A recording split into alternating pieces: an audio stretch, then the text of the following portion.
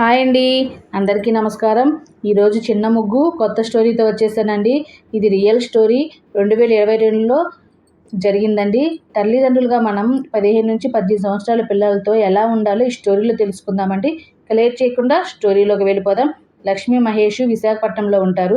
Mahesh teacher. వీళ్ళకి ఒక్కగానొక్క కొడుకు రాహుల్, 18 సంవత్సరాలు, డిగ్రీ ఫస్ట్ ఇయర్ చదువుతున్నాడు. రాహుల్కి 10 ఏళ్ల నుంచి వాళ్ళ అమ్మ పాకెట్ మనీ ఇస్తూ లెక్క రాసేది.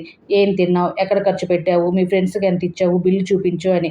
18వ పుట్టినరోజున రాహుల్ వాళ్ళ అమ్మతోటి, ఇక్కడి నుంచి నిన్ను డబ్బులు అడగనమ్మా, పార్ట్ టైం జాబ్ చేస్తా, నా ఖర్చు నేను చూసుకుంటా అన్నాడు. లక్ష్మి షాకు. ఎందుకురా, నేను ఇవ్వనంటున్నానా, నువ్వు సంపాదిస్తే నా విలువ తగ్గిపోతుంది అని అనింది. అప్పుడు వాళ్ళ నాన్న, మేజర్ అయ్యాడు కదా, వదిలే, ఎక్కడ పని చేస్తాడో, ఏం చేస్తున్నాడో, చెడిపోతాడేమో చెక్ చేయి అన్నాడు.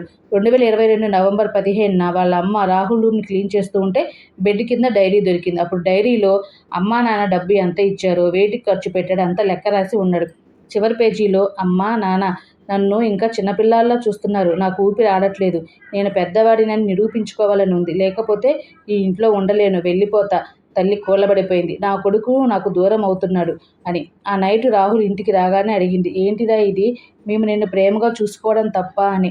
రాహుల్ అప్పుడు, అమ్మా మీరు 5 ఏళ్ల పిల్లాడిలా చూస్తున్నారు, 5 ఏళ్ల పిల్లాడిలా లెక్క అడుగుతున్నారు, నేను తప్పు చేయనని మీకు నమ్మకం లేదా, నాకు కూడా ఆత్మాభిమానం ఉందమ్మా అని.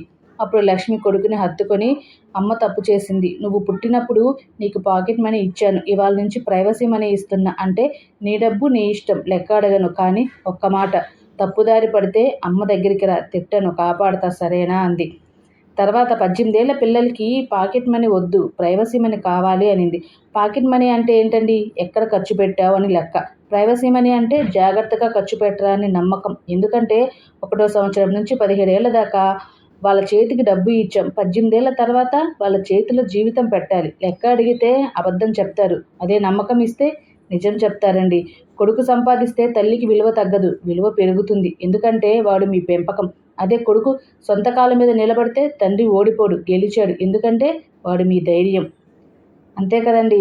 వాళ్ళ పాకెట్ చెక్ చేయకండి, వాళ్ళ కళ్ళల్లోకి చూడండి, నీ ఇష్టం రా, నేను నమ్ముతున్నా అని చెప్పండి. ఎందుకంటే మీరు లెక్క అడిగితే వాళ్ళు లెక్కలు దాస్తారు, మీరు నమ్మకం ఇస్తే వాళ్ళు జీవితం పంచుకుంటారండి. స్వాతంత్రం వచ్చినా సంబంధం పోదు, అది రక్త సంబంధం కదండి. ఎలా ఉందండి స్టోరీ, నచ్చిందా?